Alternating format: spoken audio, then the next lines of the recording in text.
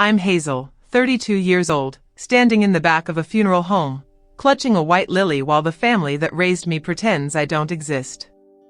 My mother floats past, dabbing fake tears. My father doesn't even glance my way. My brothers, they're perfect golden boys, soak up sympathy like they're at a red carpet event. And me? I'm just the stranger at my own grandfather's funeral, the only man in that house who ever showed me real love. I don't cry. I don't make a scene. I just stand there, watching their performance.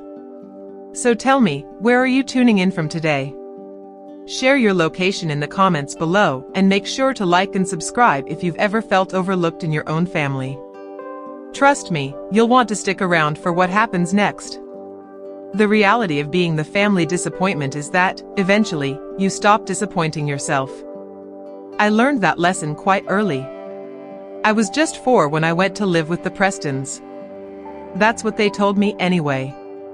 I don't remember anything before that, just fragments, a woman's laugh, the sweet smell of cinnamon, a blue toy truck, nothing solid. From day one, I felt different. While Matthew and James enjoyed spacious rooms adorned with custom furniture and the newest toys, I slept in what could only be called a fancy closet on a mattress that sagged in the middle. They got fresh clothes every season, while I was stuck with hand-me-downs from cousins I'd never met. Their birthdays were grand affairs with themes and entertainers, while I was lucky if I got a store-bought cupcake, if anyone even remembered. Hazel, the dishes are waiting. Hazel, fold the laundry. Hazel, why can't you appreciate everything we've done for you? That was the essence of my childhood, daily reminders that I was Charity, a burden, the unpaid cleaning lady in the house. Only Grandpa Walter truly saw me.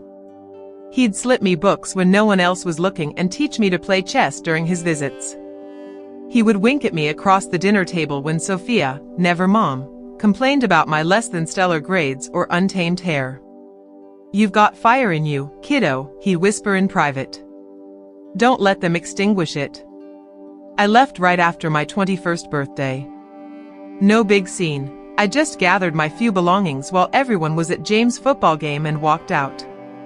I took a job cleaning hotel rooms, rented a room in a shared house, and started community college classes at night. Over the next 13 years, I built my life piece by piece, earned my business degree, saved every penny, and opened a small bakery that became a community favorite. I created my own family of friends who supported me through victories and helped me through tough times. I only saw the Prestons once during those years, ran into Sophia at the grocery store. She looked me up and down, sniffed, and remarked, "Still cleaning up after people, I see." I didn't correct her, I let her think I was still a maid. Her opinion no longer mattered. Then, just last week, a lawyer called with the news, Grandpa Walter had passed away. Against my better judgment, I chose to attend the funeral, not for them, but for him. Now, here I stand in a simple black dress that cost more than my weekly food budget as a college student, watching the family that never wanted me pretend to mourn a man whose kindness they never acknowledged. I'm ready to leave this farce behind when an elderly woman approaches me. She's small and hunched with age, her white hair neatly pulled into a bun. I don't recognize her, but there's an intensity in her gaze, a sense of purpose. "Hazel Preston," she asks softly. "Just Hazel," I automatically correct her, having dropped their last name the day I left. She scans the area nervously and then pulls me aside, hidden behind a large floral arrangement. "I've waited so long for this moment," she says, her hands shaking as she rummages through her oversized purse. "I'm sorry, do I know you?" I ask. "No, sweetie, but I know you," she replies, withdrawing a yellowed envelope. "I worked at Sunshine Adoption Services in 1994. I helped process your paperwork." A chill runs down my spine. "My adoption paperwork?" She gazes at me with overwhelming sadness, making me step back. "You were never adopted, Hazel. You were stolen." My first instinct is to laugh, an inappropriate, jarring reaction. But the earnest intensity in her eyes halts my laughter. "Stolen? What do you mean?" I keep my voice low, acutely aware of the Preston family socializing just a few yards away. "My name is Edith Mercer," she states, pressing the envelope into my hands.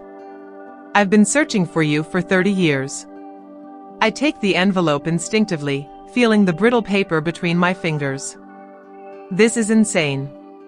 I was adopted. The Prestons, the papers were forged. I helped forge them," she confesses in a whisper, her voice filled with regret. "It's the greatest sin of my life, and I've spent decades trying to make it right." Where are you tuning in from today? Feel free to share your location in the comments below, and don't forget to hit that like and subscribe button if you've ever experienced your entire reality flipped upside down in an instant. You're definitely going to want to stick around for what happens next. I carefully open the envelope, my fingers shaking. Inside are newspaper clippings, worn and faded with age. The headlines leap out: "Toddler disappears from family home." "Search for missing Wilson Aries continues." "Reward doubled as hope dwindles." One clipping features a little girl with blonde curls, a toothy grin, dressed in a red dress. She sits on a man's lap, flanked by a woman, all three beaming at the camera. "That's you," Edith whispers, "with your real parents, Andrew and Claire Wilson." I gaze at the child in the picture, searching for my reflection in her features. The hair resembles mine. I still have those wild blonde curls. But that joyful, carefree look is completely foreign to me. Why? The question escapes me, choked with emotion. Why would they take me? Edith casts a glance toward Richard Preston, who is accepting condolences with a practiced display of grief. "Money. Your birth father is incredibly wealthy. The original plan involved a ransom, but when the story broke nationally, they panicked. They knew they couldn't return you without being caught." My mind spins as I try to grasp this shocking news. A memory surfaces, Richard shouting at Sophia after too many drinks. "We're stuck with her forever because of you." I always thought it had to do with Sophia insisting on adopting a child, something Richard despised. "How do you know all this?" I ask, a flare of suspicion rising within me. I overheard Richard on the phone with someone from the agency, requesting documentation for a private adoption, urgent and cash only, no questions asked. "Oh, I needed the money. My husband was ill, and the medical bills were piling up," her eyes welling with tears. "I regret it every single day. But why now? Why come forward after all these years? I've been trying to find you. When I saw Walter Preston's obituary, I realized you might be at the funeral. I couldn't miss that chance." She reaches into her purse and retrieves a more recent newspaper clipping. "Your parents never stopped searching for you. The reward money?" She hesitates. "It's up to $91 million now." I nearly drop the envelope. 91 million. Your father built a tech empire after you vanished and dedicated a sizable portion of his wealth to locating you. The room starts to sway as I grasp the edge of a nearby chair for support. They're still alive? My real parents? Very much so. Still in Seattle, still hoping. I glance across the room at the Prestons, those who took me, who treated me like an underling, making me feel worthless throughout my childhood. A chilling clarity washes over me. "Tell me everything," I request of Edith, my voice more composed than I feel. "I need to know the whole story." As Edith starts to speak, I notice Richard watching us from a distance, his face suddenly ashen. Our eyes meet, and I observe a fear in his gaze that I've never seen before. Good. The drive back to my apartment is a blur. My grip on the steering wheel is so tight my knuckles go white, but I barely notice. My thoughts race, revisiting every childhood memory with this chilling new perspective, the isolation, the different treatment, the absence of baby pictures, the way they never celebrated my arrival like other adoptive families. The hushed arguments that ceased the moment I entered a room. It wasn't that they didn't want an adopted child, they were criminals who had stolen a human being. I pull into my parking space behind the bakery and sit in my car, engine off, staring blankly. Eventually, I retrieve the envelope from Edith and head upstairs to my apartment. It's a cozy little place, but it's mine. The exposed brick walls, flourishing plants on every windowsill, bookshelves packed with volumes that I purchased myself, and the warm scent of vanilla and cinnamon drifting up from the bakery below. This is the life I've created despite them. Where are you watching from today? Share your location down below and remember to hit that like and subscribe button. If you've ever had to completely reimagine your past, you'll want to stick around for what unfolds next. I lay the newspaper clippings out across my kitchen table, organizing them in chronological order. The story comes to life before me like a terrible nightmare. The family is heartbroken. The articles keep following a case that slowly faded from the headlines but never truly disappeared. Each year, on the anniversary of my disappearance, an update would come through, rewards increasing, my parents establishing a foundation for missing children, and age-progressed photos that send a chill down my spine as they closely resemble me. The latest snippet is from just 3 months ago, marking the 30th anniversary of my abduction. My father, now 67, and mother, 65, are still clinging to hope, with the reward reaching an astonishing $91 million, showcasing their unwavering determination. At the bottom of the article, there's a website listed, findear.org. With trembling hands, I open my laptop and enter the URL.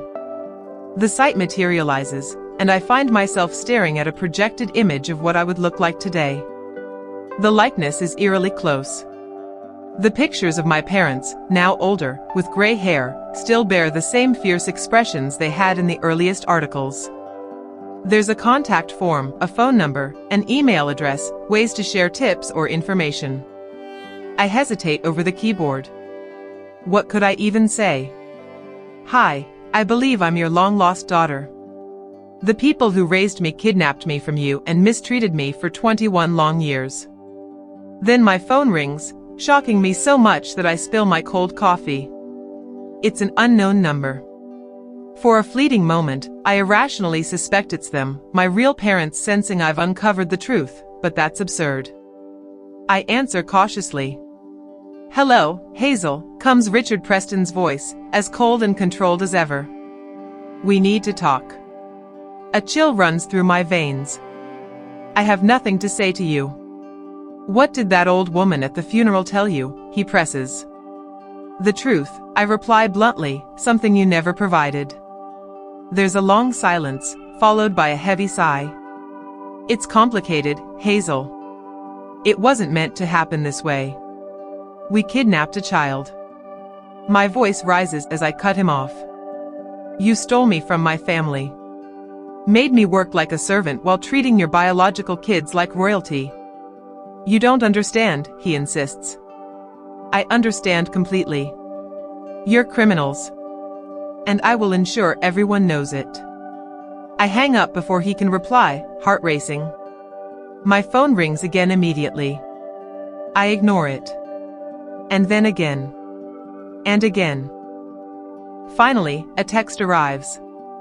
Think carefully about your next move. You have no evidence. No one will believe you. And you have no idea what you're up against. The threat is unmistakable, but instead of fear, I feel a strong sense of determination. I return to the findhazel.org website. Before I can second-guess myself, I fill out the contact form with a simple message.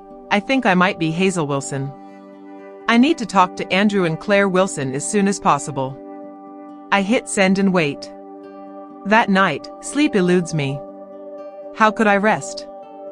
Every time I close my eyes, I envision that little girl in the red dress and the joyful family from which I was taken.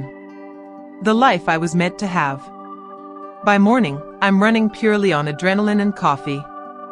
I open the bakery at 5 a.m. as usual, going through the motions of mixing dough and preheating ovens. My assistant, Zoe, arrives at 6 o'clock and instantly senses something is off. You look like you've seen a ghost, she remarks while tying on her apron. Everything okay? I contemplate sharing everything, but the words won't come. It's all too much and unbelievable. Just didn't sleep well, I respond. Could you take care of the front today? I need to stay back in the kitchen. Baking has always been my sanctuary. There's a calming nature to the precision, the chemistry, the transformation of simple ingredients into something beautiful. Today, I lose myself in it, trying to silence the chaos in my head. Where are you tuning in from today? Drop your location in the comments below and hit that like and subscribe button if you've ever had to keep a life-altering secret. You won't want to miss what's happening next. By noon, I've checked my email and the contact form on findear.org more times than I can count. Nothing. I work to keep the disappointment at bay, acknowledging that it's likely a frequently used form filled with false leads and outlandish claims. My submission might just be another in a long line of dead ends for the Wilsons. My phone rings again, Richard, for the 5th time today. I silence it, gritting my teeth while crimping pie crusts with excessive force. Suddenly, the bell above the bakery door jingles. Zoe's bright greeting echoes back to the kitchen, followed by a voice I don't recognize. Then Zoe appears, looking confused. "There's someone here asking for you." Says he's a private investigator. My heart jumps into my throat. Did he mention what it's about? Nope. Just that it's important. I wipe my flour-covered hands on my apron and step out to the front of the bakery. A tall man in a sharply tailored suit studies the pastry case. He appears to be in his 50s, with salt and pepper hair and observant eyes that notice everything. "I'm Hazel," I introduce myself, and his head snaps up. "Ms. Preston." "I'm James Harlow. I'm here representing Andrew and Claire Wilson." He hands me a business card. "Is there somewhere we can have a private conversation?" My legs are almost collapsing under me. Yes, we can head upstairs to my apartment." I guide him through the bakery's back area and up the tight staircase to my place, acutely aware of my racing heart and the flour dust I'm leaving behind. "I apologize for showing up unannounced," he says as I shut the apartment door. "But when the Wilsons got your message last night, they asked me to confirm your claim as soon as possible." "That was quick," I respond, still awkwardly hanging by the door. "I only sent it last night." "The Wilsons have been waiting for 30 years, Miss Preston.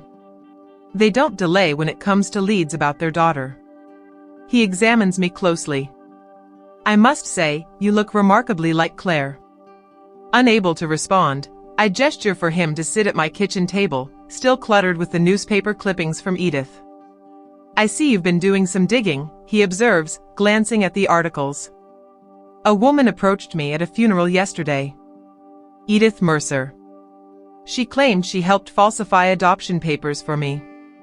I take a deep breath. "She told me I was kidnapped." James nods, making notes in a small notebook. "We know about Ms. Mercer. She reached out to the Wilson family around 5 years ago with her suspicions, but she didn't have enough details to find you. So, you believe me? I'm here to validate your claim. The Wilsons have encountered many false leads over the years, people chasing the reward money." A wave of anger flushes my cheeks. "I don't care about the money." He raises an eyebrow. 91 million is a lot to ignore. "What truly matters to me is the truth," I assert. "And finding my real family, if that's them." James's expression softens a bit. "That's what we're here to uncover."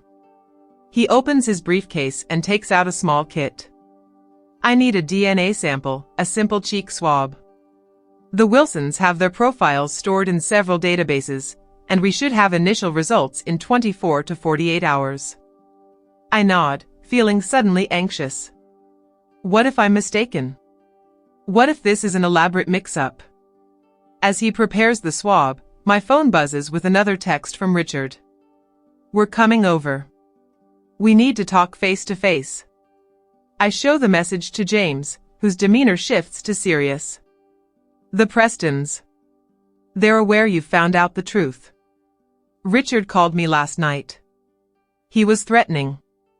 James promptly finishes taking the DNA sample and places it in a labeled container. Miss Preston, Hazel, please listen closely. If what you're saying is accurate, the individuals who raised you committed a federal crime with no statute of limitations. They have every reason to silence you. A chill runs through me. Do you think they'd harm me? I believe those capable of stealing a child are capable of anything. He hands me a card with his cell number. Contact me immediately if they reach out to you again and do not meet with them alone. Just then, my phone buzzes with another message. We're outside your bakery. Come down now. I show James, who quickly pulls out his phone. I'm calling the police.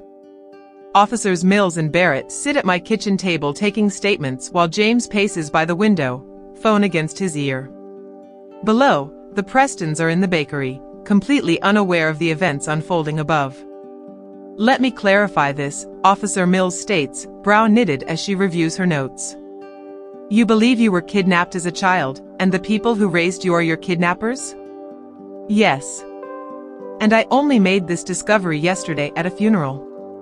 She shares a glance with her partner, clearly communicating their doubt about my sanity. But then James joins us at the table, sliding a tablet toward the officers. I've just emailed you the case file on Hazel Wilson's abduction from 1994, which includes original police reports, FBI involvement, and follow-up investigation details. I've also attached Ms. Mercer's statement from 5 years ago regarding her role in falsifying adoption records. The officers look at the tablet, scrolling through what must be a detailed file. Their expressions transform from skepticism to genuine surprise. This is quite a case, Officer Barrett remarks finally. However, without DNA verification, which is currently being fast-tracked, James interrupts. In the meantime, the people likely responsible for this crime are downstairs, possibly looking to threaten or harm Ms. Preston. Where are you watching from today? Drop your location in the comments below and hit that like and subscribe button if you've ever faced betrayal. You won't want to miss what happens next. Officer Mills straightens. We'll go talk to them. Miss Preston, you should stay up here for now. Actually, I say as I stand, I want to confront them with you present. James looks as if he wants to object, but something in my expression must persuade him. I believe that's a fair request, officers. Hazel truly deserves answers. We make our way down the stairs to the bakery, where Zoe has locked up, turning the sign to closed for a family emergency, more accurate than she likely realizes.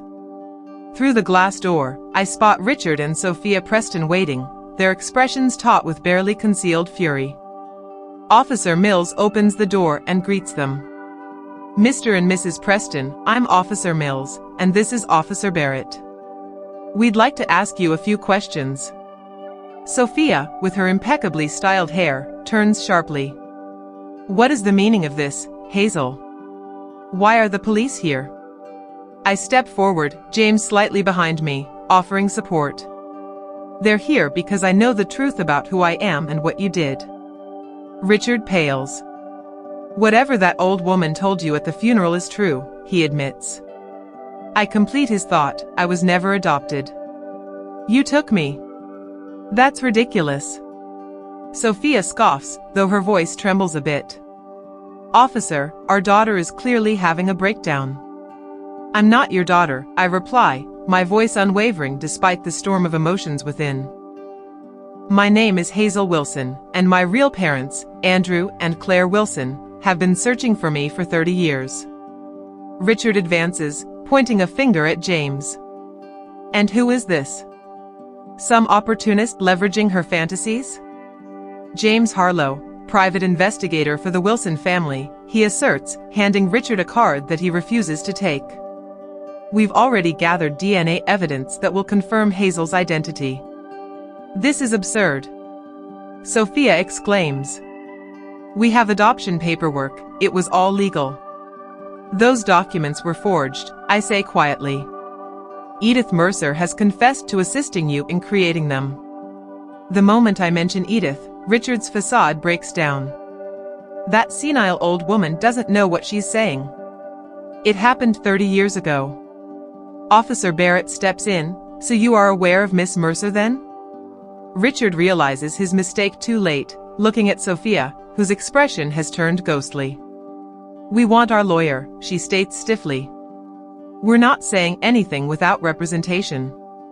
That's your right, Officer Mills replies, but we'd like you both to accompany us to the station for some questions. This is outrageous. Richard protests, though now I see fear in his eyes. You can't seriously believe this nonsense. I move closer, closer than I've been in years. Why did you do it? Why steal a child only to treat her like she was worth nothing? For a fleeting moment, a flicker of shame passes over his face before it hardens again. You don't understand what you're talking about. Mr. and Mrs. Preston, Officer Barrett says decisively, please come with us. As they're led away, Sophia glances back at me, her face a mixture of fear and defiance. We provided you a home. We clothed and fed you. Without us, who knows where you'd have ended up? The irony of her words is so laughable that I can't help but chuckle, a sharp, bitter sound that takes her by surprise. Without you, I would have grown up with my real family, people who wanted me, who loved me, and who have spent 3 decades and millions trying to find me.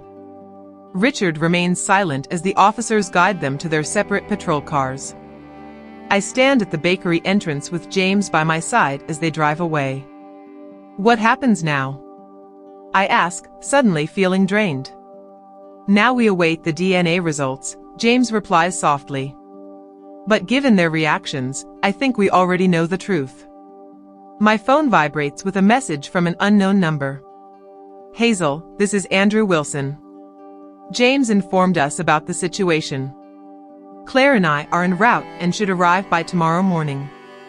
I hope that's all right. I show the message to James, who nods. I told them about the confrontation. They wanted to give you space, but they've waited 30 years. I finish, tears welling up in my eyes. Please tell them yes. I want to meet them. I don't reopen the bakery. Zoe takes care of contacting our regular customers to explain the unforeseen closure. I don't reveal the reason, how could I?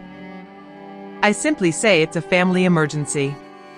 James stays with me into the afternoon, making calls, informing the Wilsons, and coordinating with the police. The Prestons have been released pending investigation but are prohibited from contacting me. What about my brothers? I suddenly inquire, the thought dawning on me. Matthew and James, did they know? It's hard to say, James ponders, looking contemplative. They were quite young when it happened. James is 2 years younger than me, and Matthew's 4 years younger. They might not even recall anything from then. We'll need to delve into their involvement, if any. But for now, let's focus on reuniting you with your birth family. Birth family. Those words feel strange. For so long, I accepted that I had no true family, that I was all alone in the world. Now, I am getting ready to meet the parents from whom I was stolen 3 decades ago. Where are you tuning in from today? Share your location in the comments below, and don't forget to smash that like and subscribe button if you've ever been curious about your true beginnings. You won't want to miss what unfolds next. I spend the evening buzzing with anticipation, tidying up the already spotless apartment, changing outfits 3 times, and pondering what to say to these strangers who are, in fact, my parents. James has arranged for me to stay at a hotel for the night, just as a safety precaution, although we both recognize his concern about the Prestons. Before I head out, I pack an overnight bag along with a small photo album filled with pictures from my childhood that I took when I left the Preston home. Not because they were joyful memories, but because I wanted to sever ties with them entirely. In the hotel room, I lay the photos out on the bed. School pictures where my smile barely shows, Christmas mornings where Matthew and James have piles of presents while I'm left with just a few small gifts. Family vacations where I'm always slightly apart from everyone else, often behind the camera instead of in front of it. Did my actual parents take many pictures? Do they have albums detailing my first 4 years, carefully kept? Will they expect me to remember them? To feel an immediate bond? I hardly manage to sleep, and by morning, I'm a bundle of nerves. James picks me up at 9 a.m., looking surprisingly alert despite what must have been a long night for him, too. Any updates from the police? I ask as we drive back to my bakery, where I'm set to meet the Wilsons. They've begun a formal investigation. The FBI has been alerted due to the interstate aspect of the crime. He glances at me. We received preliminary DNA results this morning. My heart skips, a 99.9% match. You are Hazel Wilson, something I've felt deep down since Edith approached me at the funeral. Hearing this scientific confirmation makes it feel real in a way it didn't before. I press a hand to my mouth, trying to stifle the sob that threatens to escape. They should arrive in about 30 minutes, James says gently. They flew in last night and are staying at a hotel. What are they like? I ask eagerly, desperate for more details. My real parents, he smiles, the first genuine smile I've seen from him. They're wonderful people. They never lost hope of finding you. Not a single day. Andrew built his tech company partly to fund the search and establish a reward. Claire runs a foundation for missing children. Your disappearance profoundly impacted their lives. Do they have other kids? A shadow crosses his face. No, they wanted to, but after you were taken, the trauma from that loss affected them deeply. The weight of that truth sinks in. Not only was I taken from them, but their dream of a larger family was also hijacked. 30 years of grief and searching, this has defined their lives, forever altered by the actions of the Prestons. We arrive at the bakery, and I let us in through the back door, flipping on the lights but keeping the closed sign up. James helps me set up a cozy area for afternoon tea where I sometimes host special guests. I'll go greet them and bring them in through the back, he says, checking his watch. Take a moment to gather yourself. Once he leaves, I stand in the center of my bakery, heart racing. What do you say to parents you haven't seen since you were 4? What do they expect from me? What if they don't approve of who I've become? I hear car doors close outside, voices nearing the back entrance, James offering reassurance, a woman's voice filled with emotion, and a man's deeper tone trying to remain calm but slightly unsteady. Then the door swings open, and there they are, my parents, older than in the newspaper photographs, but instantly recognizable. The woman, Claire, has my curly hair, now silver, while the man, Andrew, shares my unique gray-blue eyes. We share a long moment of simply staring at one another, the chasm of 30 years lost stretching between us. Then Claire takes a step forward, her hand outstretched, almost as if she fears I might vanish again if she moves too quickly. Hazel, she whispers, my name a prayer. Is it truly you?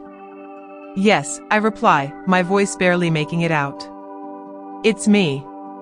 Claire covers her mouth with her hand, tears cascading down her cheeks. Andrew stands behind her, a hand on her shoulder, his own eyes shimmering with emotion. May I? Claire begins, then hesitates, overwhelmed. May I hug you? The question, so tentative and careful, shatters something inside me. I nod, unable to push words past the lump in my throat. She steps forward to embrace me. Though she is smaller than I am, at least 4 inches taller, her hug is fierce, as if she's terrified I'll be taken away again. Andrew joins us, wrapping his arms around both of us. For the first time in my life, I know what it feels like to be embraced by parents who genuinely want me. We hold each other for what seems both like an eternity and yet far too brief. When we finally part ways, all 3 of us are in tears. I'm so sorry, Claire says, wiping her eyes. We promised we wouldn't overwhelm you. It's okay, I reassure her, regaining my composure. This is overwhelming for all of us. Where are you tuning in from today? Share your location in the comments below and don't forget to hit that like and subscribe button. If you've ever had a reunion that changed everything, you'll definitely want to stick around for what's next. James quietly steps away, assuring us he'll be back shortly. We gather at the small table I've set up, feeling the blend of stranger awkwardness and deep familial connection. We have so many questions, Andrew states, his tone much steadier now. But most importantly, are you doing all right? How has your life been? He hesitates, struggling to find the right words to ask if the people who took me treated me kindly. I'm okay now, I reply cautiously. My childhood had its challenges, but I've created a good life for myself. I gesture around the bakery, proud. This place is mine. I've put in a lot of hard work to make it happen. I see a sparkle of pride in their eyes, such a strange and unfamiliar expression directed at me. Tell us about yourself, Claire encourages. Share anything you're comfortable with. So I do. I recount how I left the Preston home at 21, worked multiple jobs while taking night classes, saved every cent to open my bakery. I share about my friends and my small but fulfilling life, leaving out the darker details of my childhood, the neglect, emotional abuse, the constant feeling of being unwanted. There will be time for those truths later. And what about you? I ask once I've shared all the light-hearted parts. James has shed some light, but I want to hear from you. They exchange a significant glance filled with 3 decades of shared sorrow before Andrew begins. After you vanished, we nearly fell apart as a couple and as individuals. He reaches for Claire's hand. But we made a promise to never stop searching for you. Never stop hoping. Andrew built his company from nothing, Claire adds. Wiltech started as a security software firm focused on child safety technology. Now it's a Fortune 500 entity. The reward money came from that.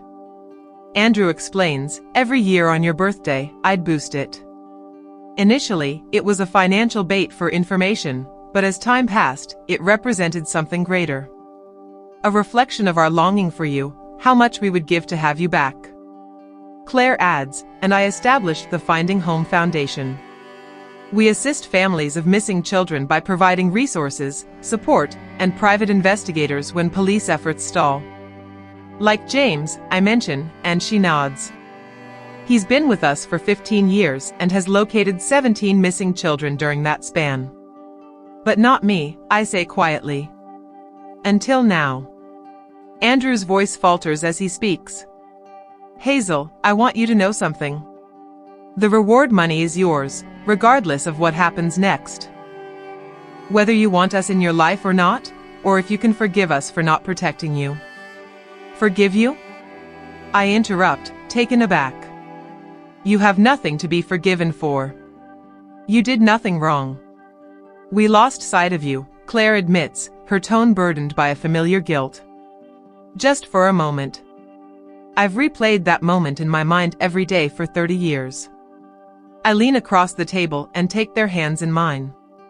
Listen, what happened wasn't your fault. It was Richard and Sophia Preston who are to blame, and only them. I see a shift in their faces, a loosening, a release. Perhaps it's the first time in 30 years they've truly accepted those words. The DNA results are definitive, Andrew says thoughtfully, shifting the topic. But the police will want formal statements from all of us. A trial may follow. I know, I reply. I'm ready for it. There's something else, Claire adds hesitantly. We've kept your room in our house all these years, ready for you. She rushes to clarify, not that we think you'll move in or anything. You have your own life, but we'd love for you to visit whenever you feel up to it. I'd like that, I reply, surprised to find I genuinely mean it. My phone buzzes with a text from Matthew Preston. Hazel, we need to talk. James and I had no idea. Please believe me. I show the message to Andrew and Claire. Your brothers? Claire inquires, then adjusts, the Preston sons. Yes, I confirm. I'm not sure if they knew the truth or not. That's something for the police to investigate, Andrew asserts, his voice taking a more serious tone for the first time. Anyone who kept you from us. I don't think they were aware, I reply. They were younger than me, but they still benefited from it, whether they realized it or not. As I articulate this, the full weight of what I lost crashes down on me, not just a loving family, but a life filled with privilege and opportunities. Instead of feeling worthless among the Prestons, I could have grown up as Hazel Wilson, the beloved daughter of Andrew and Claire, with every possible advantage. The sheer injustice of it all is staggering. Andrew seems to have an uncanny ability to read my mind. "We can't reclaim the time that was taken from us," he says softly. "But we have the present and the future, if you choose to embrace it." "I do," I reply, surprisingly certain. "I truly do." Just 2 days later, I find myself on the doorstep of a stunning craftsman-style home in one of Seattle's most prestigious neighborhoods, my heart racing in my chest. Andrew and Claire, I'm still adjusting to thinking of them as mom and dad, patiently wait for me to gather the courage to step inside. "Take your time," Claire encourages gently. I take a deep breath and nod in response. Andrew unlocks the door and gestures for me to go in first. The house is full of warmth and light, adorned with tasteful furnishings that reflect wealth without being excessive. Pictures adorn the walls and shelves, many featuring a small blonde girl, myself during my first 4 years, smiling and surrounded by love. "Would you like a tour?" Andrew inquires, observing me closely. Overwhelmed by the evident affection, I manage to say, yes. "Where are you tuning in from today?" Drop your location in the comments and don't forget to hit like and subscribe. If you've ever questioned how life could have unfolded differently, you won't want to miss what happens next. They take me through the first floor, showing me the living room with its impressive bookshelf wall and the kitchen where Claire reminisces about baking with me, saying, "You loved helping with cookies, even if you often ended up eating more dough than what went in the oven." Then, I see the sunroom that overlooks a vibrant backyard complete with the treehouse Andrew built for me when I was 3. With quiet reverence, they guide me upstairs. "This is your room," Claire says, pausing at a closed door. "We've updated it over the years, imagining what you might enjoy." "I want to see it, if it's not too much," I assure her.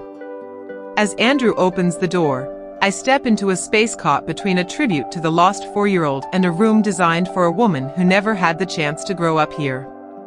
The walls are a calming sage green, the furniture is simple yet elegant, and one wall is lined with bookshelves brimming with volumes for every age, from picture books of my early years to young adult novels and timeless classics, as though they had continued to gather books for me as I matured.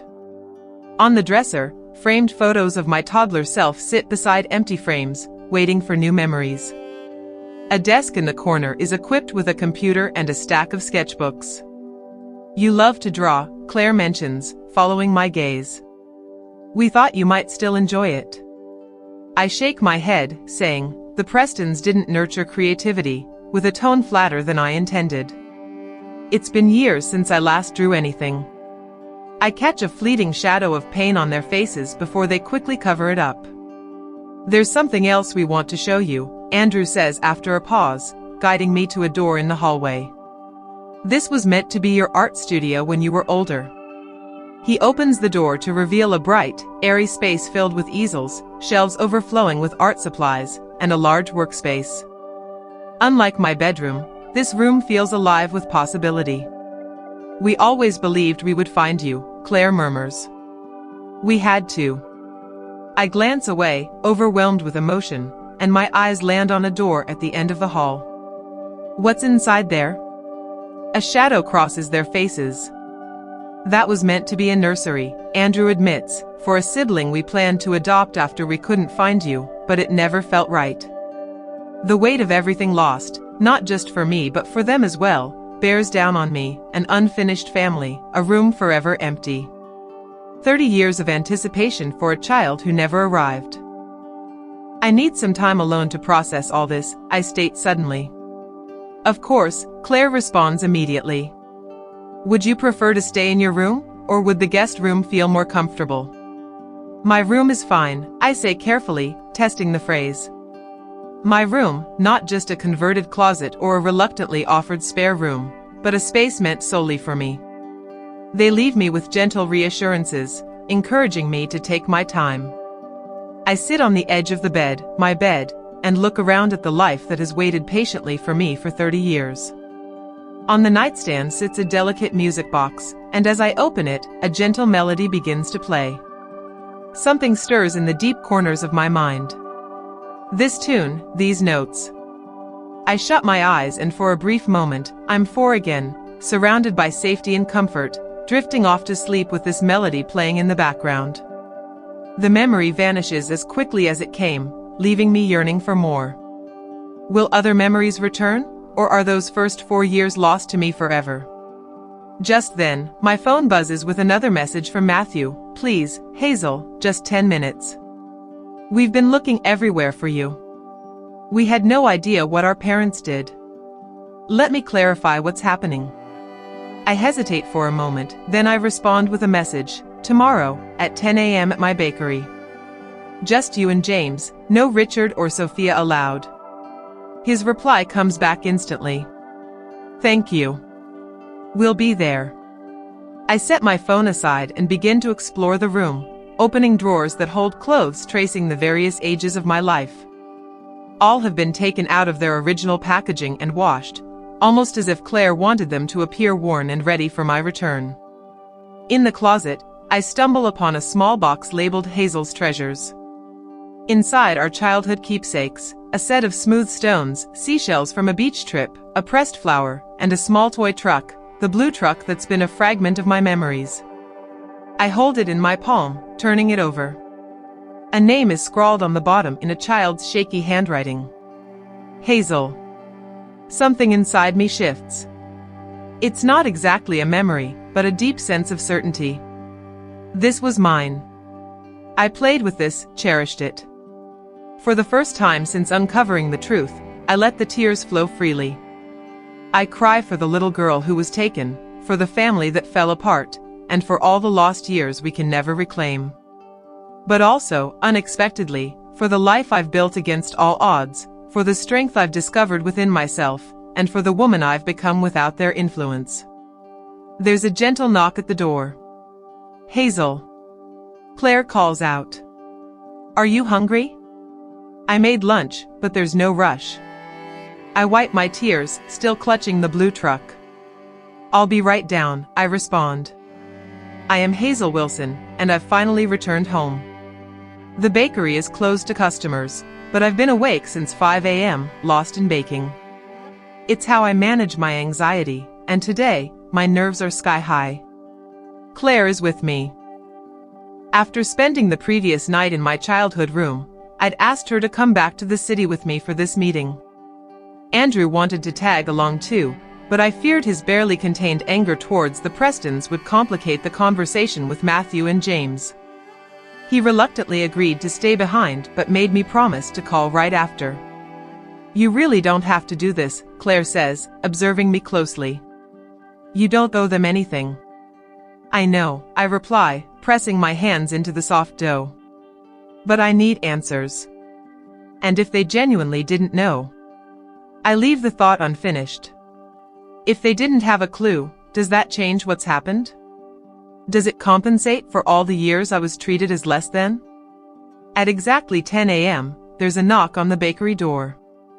Claire gives my shoulder a reassuring squeeze as I rinse my hands and walk over to let them in. Where are you tuning in from today? Drop your location in the comments below and don't forget to like and subscribe if you've ever faced people from your past who hurt you. You'll want to stick around for what's about to unfold. Matthew and James Preston stand awkwardly outside. They look disheveled, unshaven, with dark circles under their eyes. Their usually sharp attire is crumpled. A part of me enjoys their discomfort, perhaps it's justice. I unlock the door and step aside, not offering any form of greeting. Hazel, Matthew starts, then stops, noticing Claire by the counter with her arms crossed. Oh, I didn't realize you had company. This is Claire Wilson, I state flatly. My mother. Both flinch at the word mother, their eyes darting between us, likely noting the striking resemblance. So, it's true, James says, his voice empty. What they're saying on the news. The story broke yesterday, kidnapped IRS found after 30 years, yet fortunately, my current name and whereabouts haven't been revealed by any outlets yet. Yes, it's true, I answer. I was abducted by Richard and Sophia Preston when I was 4 years old. They forged adoption papers and claimed I was their unwanted charity for 21 years. Matthew runs a hand through his hair, a familiar gesture that tugs at my heart with conflicting emotions. Hazel, we had no idea. You must believe us. Do I? I reply coolly. We were just kids. James protests. I was 2 when you came to live with us. Matthew wasn't even born yet. How could we have known? But as you grew up, I challenge, didn't you ever question why I was treated so differently? Why I had to do all the chores while you both got everything handed to you? Why I was adopted and never considered your sister? They exchange guilty glances. We thought that's just how adoption worked, Matthew says weakly, that you weren't really part of the family in the same way, and that was okay with you. James looks down. We were kids. We accepted what our parents told us. And by the time we were old enough to question it, I was already gone. I finish it for him. We tried to find you, Matthew says earnestly. After you left, Mom and Dad wouldn't discuss it. They said you were ungrateful and wanted nothing to do with the family. But we searched for you, asked around. We just never found you. Claire finally speaks, her voice steady but chilled. It never crossed your mind to question why a 21-year-old would completely sever ties with her family. What could have caused such a drastic measure? The brothers shift uneasily. We realized things weren't right for her, James admits. But we were just self-absorbed teenagers. When did you find out the truth? I ask. 2 days ago, Matthew says. After the police came back, we overheard enough to confront our parents. Dad broke down and confessed they'd planned a ransom, panicked, and everything spiraled. And your mom? I press. She insists they did nothing wrong, Matthew replies. Says they gave you a better life than foster care. I laugh bitterly. A better life? They treated me like Cinderella without the magic. We're sorry, James says. We should have seen it. Yes, I reply. You should have. Claire's hand on my arm reminds me I can stop any time, but I need answers. What's happening to them now? House arrest, Matthew says. FBI investigation. They'll face kidnapping and fraud charges. And us? I ask. That's your call, he replies. We hope someday you'll see us as brothers again. I sigh. I don't know. I need time. Take all you need, James says. When they leave, I collapse onto a stool, drained. You handled that well, Claire says. Did I? I whisper. There's no right way, she says softly. Only your truth. I lean on her shoulder, feeling both safe and uncertain. How do I move forward? One day at a time. 2 weeks later, I'm in the kitchen of my real home, stirring tomato sauce. Sure you don't want help, Mom? I ask, still adjusting to the word. I've got this, she smiles. Your dad's been choosing wine for an hour. Tonight's my first dinner with the Wilsons, my true family. I'm nervous but hopeful. Claire told me, they'll love you just for being you. It still feels unreal after the Prestons, but maybe this is what family is supposed to feel like. Trust me, you won't want to miss what happens next. As I taste the sauce, Andrew enters holding 2 wine bottles. Red or white with pasta, he asks. Both. I grin. He beams, relieved. In that moment, I see pieces of myself reflected in both him and Claire, my practicality from her, my attention to detail from him. Then, the doorbell rings. They're here, Claire says, fidgeting nervously. Ready? As I'll ever be, I reply. The next hour passes in a blur, warm hugs, astonished faces, laughter, tears. My Aunt Elizabeth insists I have the Wilson eyes, and Uncle Michael recalls my first birthday when I smeared cake everywhere. For the first time in forever, I feel like I belong. During dinner, Uncle Robert raises a toast. To Hazel, who made it home against all odds. And to Ben and Claire, who never stopped believing. Glasses clink, and emotion swells in my chest. Later, my cousin Allison pulls me aside. "We were inseparable at 4, she says tearfully. "I never forgot you." I hug her tightly, overwhelmed by the weight of being remembered. When the night winds down, Claire joins me quietly. "Overwhelmed?" she asks. "A little, I admit. But it feels right." She hesitates. "We need to talk about the reward money." I tense.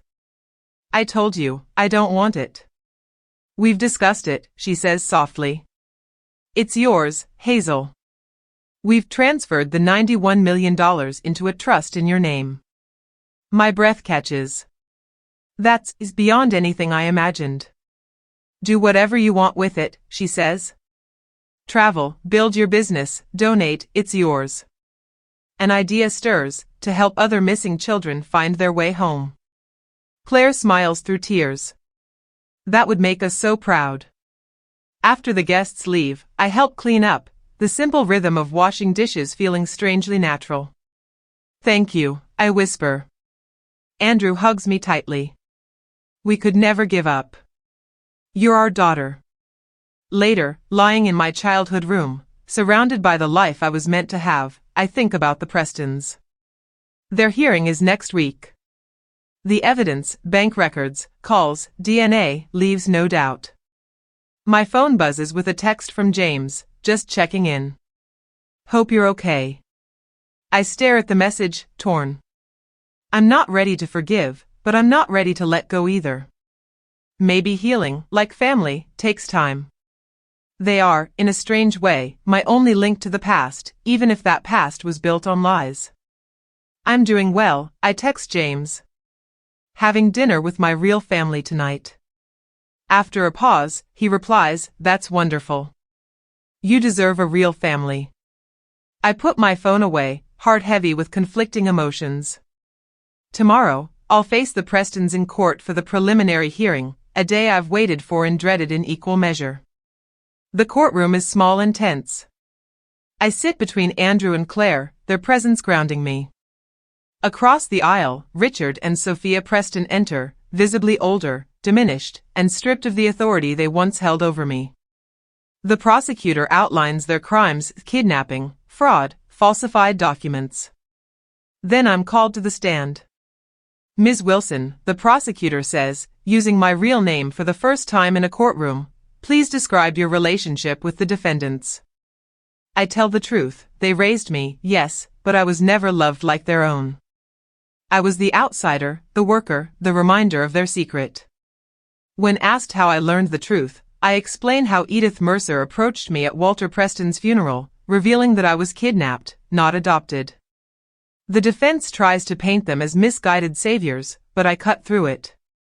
"They didn't keep me out of love," I say. "They kept me to protect themselves. They stole my name, my family, and my childhood. That's not rescue, that's theft." The courtroom falls silent. For the first time, Richard and Sophia can't meet my eyes. When I step down, I feel unsteady but free.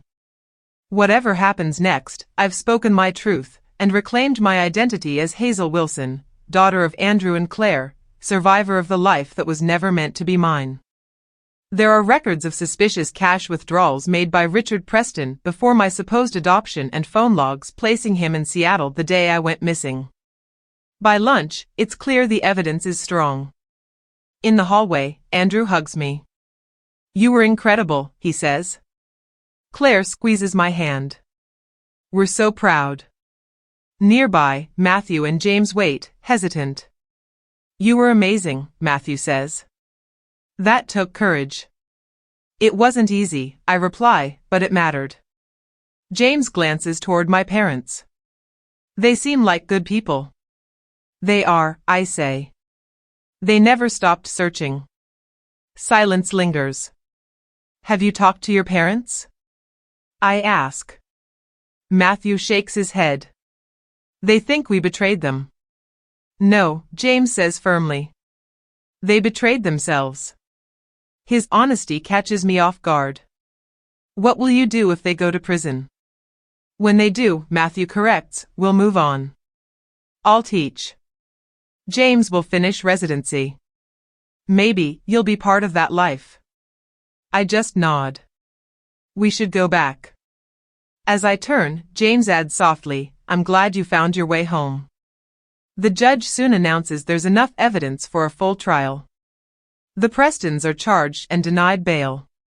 Sophia glares at me, unrepentant. Richard only looks ashamed. Outside, reporters swarm. James helps us reach the car. They'll likely take a plea, he says. Kidnapping carries at least 20 years.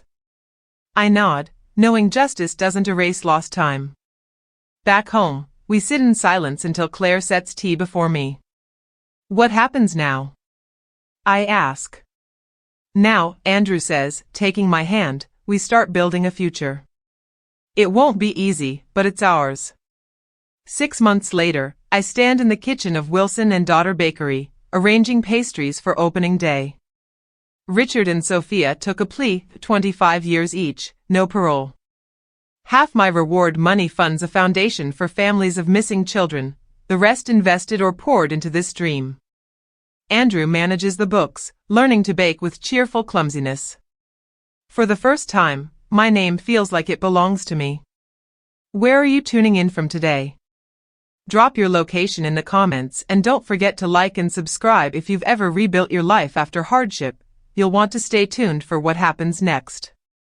I think we're all ready, I say, straightening a stack of custom napkins Claire designed with our logo, a whisk inside a house, symbolizing baking and family. It looks beautiful, she says, glowing with pride. Couldn't have done it without you, I reply, meaning it. The bell chimes early, and in walk Matthew and James Preston with gift baskets. Sorry we're early, Matthew says.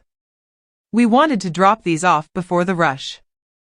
Our relationship has slowly evolved into something fragile but genuine. You didn't have to bring anything, I tell them. It's not every day your sister opens her dream bakery, James says softly. The word sister lingers, uncertain but not unwelcome. After they leave, Claire slips her arm around me. You have such a big heart, she says. It's not forgiveness, I reply. It's understanding, they were kids too.